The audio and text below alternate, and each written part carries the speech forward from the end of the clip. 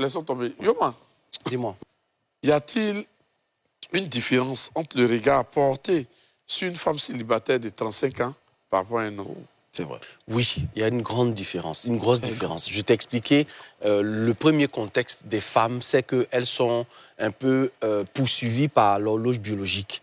C'est une femme à 35 ans, déjà au niveau folliculaire, c'est compliqué. Elle est en train d'aller vers une sorte de ménopause. Donc ça veut dire que le temps dit à la femme à quel moment il faut absolument qu'elle se marie. Alors que l'homme, il n'a pas cette limitation, cette pression. Donc la première pression, elle est biologique. La deuxième pression, à la différence de l'homme et la femme, c'est que, tu vois, la femme se marie pour avoir un statut, l'homme se marie pour avoir une position. C'est pas pareil. Parce que dans notre société, c'est l'homme qui marie. Mais la femme, quand elle trouve, par exemple, l'homme parfait, si tu veux, etc., elle ne peut jamais décider de si oui ou non le mariage va se faire. En vrai, beaucoup de femmes mettent peut-être la pression, etc. Mais l'homme se marie quand il est prêt. On est d'accord? Un homme se marie quand il est prêt. Donc, à ce niveau-là, tu vas voir que la pression qu'on va mettre sur un homme va être la pression, par exemple, qui est liée au fait qu'il a un travail, il a une situation. Pourquoi il ne veut pas se marier? Alors que pour les femmes, on va dire, mais il y a beaucoup d'hommes qui te courent après. Pourquoi tu ne veux pas te marier? Tu vois? Mais est-ce que cette pression ne met pas beaucoup de femmes dans l'erreur? Parce que surtout la pression religieuse. Oui, bien sûr, Siro. Moi, je dis et je répète encore une fois qu'il faut comprendre que le célibat est une étape de la vie d'un être humain. Le célibat n'est ni une malédiction, ni un problème d'esprit, ni un problème, ni une punition de quelque dieu ou esprit que ce soit. Non, le célibat, c'est l'étape qui vous prépare, en fait, à comprendre vos propres besoins émotionnels, à comprendre votre fonctionnement, à savoir ce qui vous convient ou pas, et à vous préparer à être l'homme ou la femme de quelqu'un. Donc, un vrai célibataire, ce n'est pas quelqu'un qui vit seul. Il y a le solitaire et il y a le célibataire. Le solitaire, c'est quelqu'un qui réfléchit, qui agit, qui s'organise comme étant seul. Le célibataire, c'est quelqu'un qui se prépare à être avec quelqu'un, mais qui n'a pas encore été avec la personne.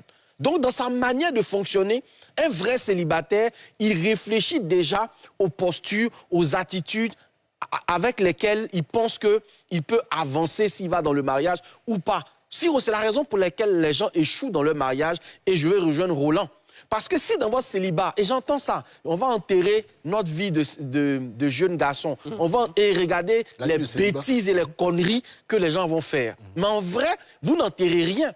Parce qu'une vie, elle peut ressusciter. Et le problème, c'est que tout ce que vous enterrez là, c'est la preuve que vous n'avez pas encore fini, en fait. Alors que dans le célibat, Siro, c'est là où une femme doit apprendre à savoir que quand je dors, que je me réveille là, je dois apprendre à faire mon lit parce que demain, quand je vais me réveiller, ce sera auprès d'un homme.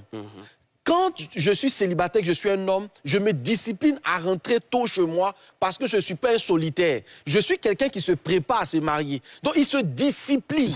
Tu vois ce que je veux dire? Siro, il faut que les jeunes gens comprennent en fait ce que c'est que le célibat. J'ai le sentiment que beaucoup de personnes ne le comprennent pas. Célibataire veut dire préparer pour quelque chose. Il est préparé pour quelque chose. Mais est-ce que la vie que tu mènes là, est-ce que ça ressemble à la vie de quelqu'un qui se prépare pour quelque chose? D'ailleurs, vous savez que les sportifs et les athlètes, on les appelait dans l'ancienne époque des célibataires au championnat. Ça veut dire quoi? Il n'a pas encore gagné le championnat, mais quand on le voit s'entraîner, on se demande bien, mais quel est le problème que tu as? Des fois pour courir 2 secondes, des fois pour courir 3 secondes, mais il passe des années à s'entraîner. Il se réveille tôt le matin parce qu'il a un objectif à atteindre. Un vrai célibataire, c'est quelqu'un qui a un objectif à atteindre. Il se prépare en se disant, ma vie va servir en fait à faire plaisir à la vie de quelqu'un d'autre. Donc déjà dans sa tête, c'est quelqu'un même lorsqu'il organise ses dépenses seul là, il s'organise en se disant, cette partie de mes ressources-là, je mets de côté quand je vais me marier. Cette partie de mes économies, je fais ceci pour faire cela. Je m'arrange à ce que mon témoignage aujourd'hui ne me compromette pas demain quand je vais rencontrer la bonne personne. Et s'il y a une femme qui m'écoute, elle doit le savoir. Ta manière de gérer ton célibat va réduire aussi les problèmes que tu vas avoir avec ton futur homme. Parce que tu ne réalises pas que toutes ces personnes avec lesquelles tu couches là peuvent être l'entourage proche ou l'entourage même lointain de la personne que tu vas marier demain. Tu peux le mettre mal à l'aise pour le simple fait que dans son cercle d'amis, tout le monde t'a connu sexuellement. Et après, ça devient compliqué. Donc, vous voyez que les gens aujourd'hui se marient et les mariages ne tiennent pas. Pourquoi? Eh bien, parce que les célibats sont mal préparés, les célibats sont mal gérés et finalement, la pression qu'on te met en te disant « sors de ton célibat », on prie même, tu sais, on prie, on met les gens sous jeûne, etc. L'enfant de ta famille. C'est l'État. Il y a sort au célibat. Je termine là-dessus, hein, Siro. C'est l'état d'esprit du célibat qu'on doit chasser. Pourquoi? Et là, notre ami disait tout à l'heure que si quelqu'un reste longtemps dans le célibat, il développe ce qu'on appelle une autonomie. Et cette autonomie, elle est dangereuse, Siro. Parce qu'un homme qui a appris à lui-même faire sa nourriture, un homme qui a appris à lui-même balayer sa maison, un homme qui a appris à lui-même faire un certain nombre de choses, voir quelqu'un rentrer dans ton environnement, ça te dérange. Et ça, la femme n'a pas sa place. C'est comme si elle n'était là que pour les rapports sexuels. Et tu n'as pas envie qu'elle fasse autre chose. D'ailleurs, elle ne peut pas, en djemé, avoir sa propre place dans la maison. Tu sais ça?